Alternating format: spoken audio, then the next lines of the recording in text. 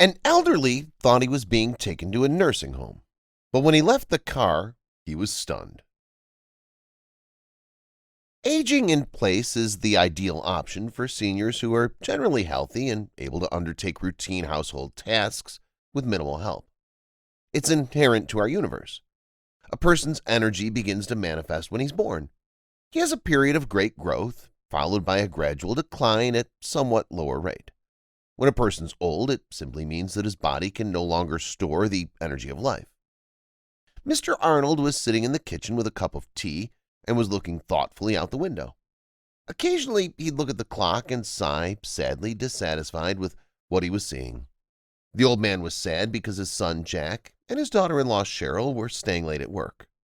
This wasn't the first time it happened, and thus Mr. Arnold was getting suspicious.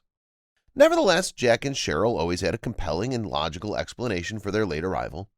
According to his daughter-in-law, there was a lot of work at the company, so they had to stay at the office and work overtime. But Mr. Arnold didn't buy it. The old guy assumed that his son and daughter-in-law avoided him on purpose. He believed that they didn't want to spend time with the sick old guy who was compelled to ask for support from his relatives due to his fragility.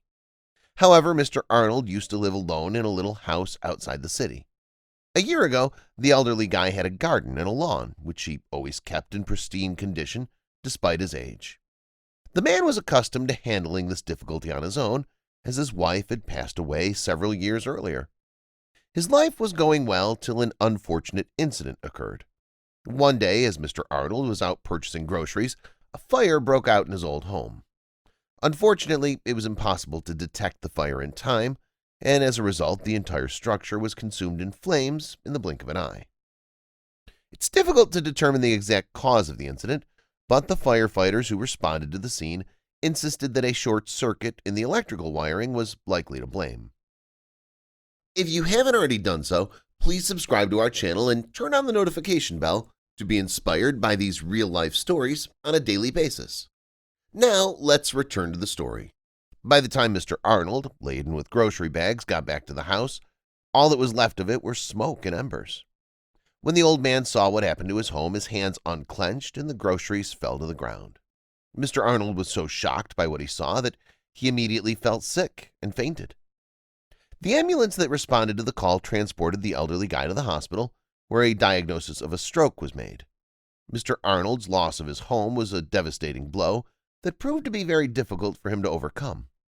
Unfortunately, the stroke caused temporary paralysis of the limbs, which was a worse condition than the loss of his home. Mr. Arnold didn't want to impose on the family of his son, who moved him into his home as soon as he heard the diagnosis. "Son, you should have just left me at the hospital or sent me to some kind of hospice. Why would you want such a burden in your life?" the old man would say. He'd keep Jack from seeing tears well up in his eyes, but Jack didn't want to hear any of it. He loved his father, and despite his diagnosis, both Jack and his wife were willing to take care of Mr. Arnold. Several months passed, and Mr. Arnold's previously immobile body steadily regained mobility as a result of the skilled care he received and his great determination to recover. The day he finally managed to get out of bed on his own was likely one of the most significant of his life. Initially, he could only move his fingers and toes. The old guy was then convinced that he needed to leave his son's house and transfer into a nursing facility. Moreover, an elderly neighbor there added fuel to the fire. She kept telling Mr. Arnold about her son and daughter-in-law, who allegedly wanted to get rid of her as soon as possible and were simply waiting for the right moment. "They criticize me all the time, you know. I put the cup down the wrong way, I woke up too early, and then everyone else woke up. It's an awful way to live your life, so every day I just sit and wait for them to send me off to a nursing home," the woman confided in her neighbor, looking sadly into his eyes. These conversations obviously caused Mr. Arnold to feel bad for the rest of the day. Moreover, the old man saw that Jack and Cheryl had become more secret recently. And for some reason he didn't know, they started staying late at work, only returning home after dark. "They must be disgusted with me. That's why they stay away from me, and they're too cowardly to tell me the truth," thought Mr. Arnold, waiting for the couple to return home. Jack and Cheryl were gone for a long time, and when the front door finally opened, the old man shocked the couple with his noose right there in the doorway. "My darlings, I thought and decided I don't want to burden you. So I have one request. Please let me go to a nursing home. I beg you. Jack and Cheryl looked at each other anxiously and then lowered their eyes in embarrassment. Well, it looks like I've hit the bullseye with my request. Just looking at them lowering their eyes, the old man thought bitterly. But to his surprise, Jack took his hand and said, "Dad, let's talk about this later, okay? Now's not the right time for this conversation."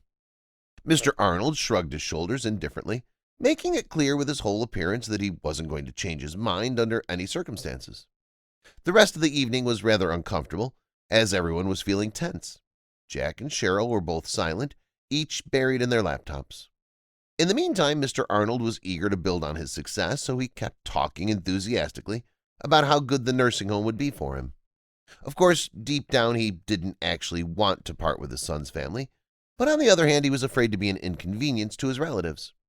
Therefore, the old man decided to be proactive, initiating his move to the nursing home to prove that his intentions were serious. Mr. Arnold even packed a suitcase so that he could be ready to move at any time.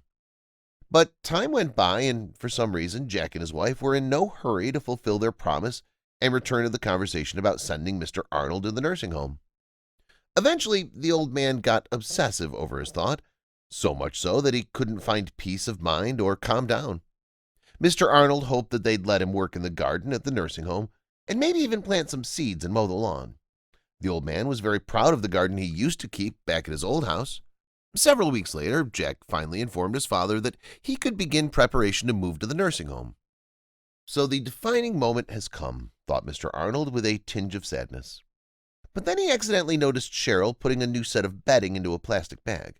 Shuffling the soles of his shoes, Mr. Arnold went out on the street, where the first thing he did was say goodbye to the neighbor, informing her that he was moving to a nursing home. The old woman nodded her head understandingly, muttering that all children are the same and they're just trying to get rid of their old parents as soon as possible. The next morning, the whole family woke up earlier than usual. After a quick breakfast, Jack and Cheryl loaded Mr. Arnold's belongings into the trunk of their car and put him in the back seat. Casting a last sad look at his son's house, the old man quietly brushed off a tear that was rolling down his cheek and closed the door. Throughout the entire journey, Mr. Arnold kept looking out the window, trying not to miss the moment when the nursing home would appear in the view. However, to Mr. Arnold's surprise, Jack suddenly turned to a painfully familiar street. The old man tensed up noticeably when his son stopped the car right in front of his old house. Mr. Arnold almost fainted. Afraid that his eyes were failing him, the old man began to rub them in disbelief, trying to make sure that he was seeing right. But no matter what he did, what he was seeing didn't change. The old man opened the door and got out of the car with tears in his eyes. On the side of his burned-down house, there was now a freshly painted house. Mr. Arnold carefully opened the gate and went into the yard, which was full of various construction materials. Looking at the excited Jack and Cheryl, the old man understood everything without words. As it turned out, the spouse's long absences and late nights at work were all due to the fact that they were working on building the new house for Mr. Arnold. Some things they did on their own. Other things were done with the construction crew. To say that the old man was happy would be the understatement of the year. All this time, Mr. Arnold thought that his family was looking for an excuse to send him off to a nursing home. Realizing how wrong he was, the old man hugged his son and daughter-in-law. "Thank you, my darlings. This is the best gift anyone has ever given me," Mr. Jack whispered through tears. Jack and Cheryl only smiled in response and then helped the old man get unpacked and put everything in the house in order. It was then that the new set of bedding came in handy, thoughtfully brought by the old man's daughter-in-law to make his new bed. Now, thanks to the efforts of his family, Mr. Arnold was back to living in his old home and feeling like an independent person and a member of a great family. Mr. Arnold also learned that his son's elderly neighbor was never offended by anyone, and no one was planning on kicking her out onto the street. In fact, the old woman's lived in that building since it was built and was simply coming up with all sorts of conspiracy theories because of her loneliness and boredom. This way, the elderly woman wanted to get other people to feel sorry for her and pay more attention to her. Mr. Arnold now realized that he shouldn't have listened to the speculations of other people, but should have drawn his own conclusions. If you enjoyed this video, please give it a thumbs up and consider sharing it with someone else who might enjoy it as well. Thank you for watching, and I hope to see you in the next video.